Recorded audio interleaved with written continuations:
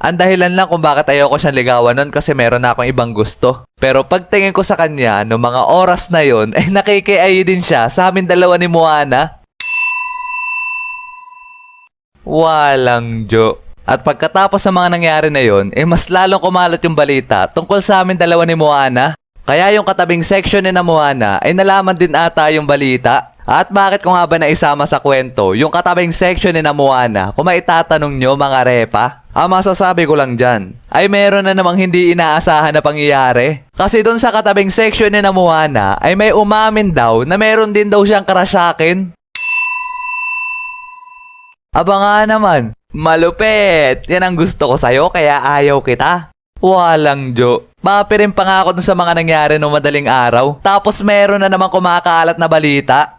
At nung pagkatapos namin kumain ng lunch break, ay dumiretsyong punta na kami sa aming room. Tapos bigla kami sinalubong nung dalawa kong tropa. Tapos sinabi nila sa akin na kinausap daw nung dalawang GF nila kanina yung isang babae na nagkakagusto daw sa akin. Tapos pinagsabihan daw nila to.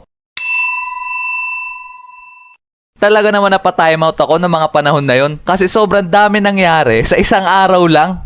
At pagkatapos nun, halos araw-araw na akong kinukulit ng mga kaibigan ni Moana at mga kaibigan ni Aya. Hindi niya rin tunay na pangalan. At pinipilit ako, nagawin ko na daw GF yung kaibigan nila. As in halos isang linggo, puro ganun ang pinaggagawa nila. Ewan ko nga ba sa mga yon kasi parang ginawa na nilang kompetensya. Kaya noong mga panahon na yun, kabado 20 ako lagi pag naglalakad ako sa school. Tapos one time, may plenano pala yung dalawa kong tropa sa akin. Oy pre, laro tayo mamayang uwian ng Bleach vs One Piece. Doon tayo dumaan sa likod ng school.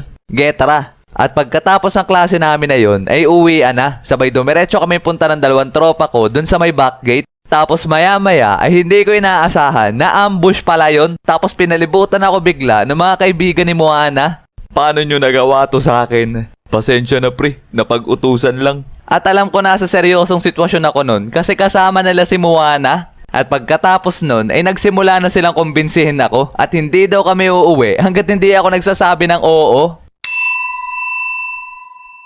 At makalipas ng ilang minuto ay grabe yung pagpe-pressure nila sa akin. Di rin ako makaimik ng ayos kasi naandun si Moana hanggang hindi ko na kinaya at napa-oo na lang ako.